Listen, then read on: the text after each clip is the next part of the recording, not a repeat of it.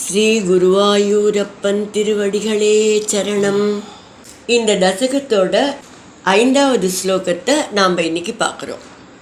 முதல்ல வார்த்தைகளை பிரித்து சொல்லலாம், பிறகு ஒவ்வொரு வரியும் சேர்த்து சொல்லலாம். கிருஷிதாது நகாராப்யாம் கிருஷிதாது நகாராப்யாம் சத்தானந்தாத்மதாம் கிலா பிலபத் சத்தானந்தாத்மதாம் கிலாபிலபத் ஜகதகர்ஷித்வம் வா ஜகதகர்ஷித்வம் வா கதயத்ரிஷிः கிருஷ்ணநாமதே வ்யதனோத் கதயத்ரிஷிः கிருஷ்ணநாமதே வ்யதனோத் கிருஷிதாது நகாராப்யாம் சத்தானந்தாத்மதாம் கிலா பிலபத் கிருஷிதாது நகாராப்யாம் சத்தானந்தாத்மதாம் கிலாபிலபத்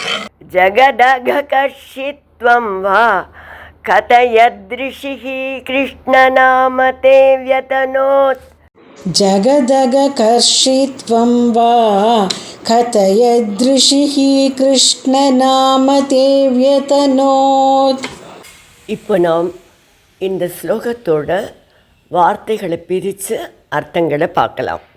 கிருஷி தாத்து, கிருஷ் என்ற வினை வேர்ச்சொல்லும் நகாராபியாம் நகாரமும் சேர்ந்து சத்தா ஆனந்த ஆத்மதாம். சத்து அதாவது எப்போதும் இருப்பது, உண்மையானது, ஆனந்தம் ஆகியவற்றின் வடிவாக இருத்தலை அபிலபத்கில உணர்த்துகிறது என்று கருதியோ, ஜகத் அகர்ஷித்வம் உலகின் பாவங்களை அழிப்பது என்பதை கதயத்வா குறிப்பது என்பதாலோ, ரிஷிகி தே முனிவர் உனக்கு கிருஷ்ணநாம வியதனோத்து கிருஷ்ணன் என்ற திருநாமத்தை வைத்தார். இப்போ இந்த ஸ்லோகத்தை முழுவதுமாக பாராயணம் பண்ணி இதோட முழு அர்த்தத்தையும் பார்க்கலாம். கிருஷிதாது நகாராப்யாம் சத்தானந்தாத்மதாம் கிலா பிலபத் ஜகதகர்ஷித்வம் வா கதயத்ரிஷிः கிருஷ்ணநாமதே வ்யதனோத். கர்கமுனிவர் கிருஷ்ணன் என்று உனக்கு திருநாமம் சூட்டினார். கிருஷி என்ற தாது அதாவது வேர்ச்சொல், அதற்கு பூமி என்று பொருள். அதனுடன் நகாரத்தை சேர்த்தார். அதற்கு ஆனந்தம் தருபவன் என்று பொருள். பூமிக்கு ஆனந்தம் தருபவன். அதே கிருஷி என்பதற்கு நிலைத்து நிற்பவன், ஆதாரமாக இருப்பவன் என்றும் பொருள். அந்த கிருஷியோட அந்த நாவை சேர்த்தா ஆனந்த வடிவானவன் என்றும் ஒரு பொருள். அதைத்தான் ஸ்லோகத்தில் சத்தா ஆனந்தாத்மதாம் அப்படிங்கிறார்.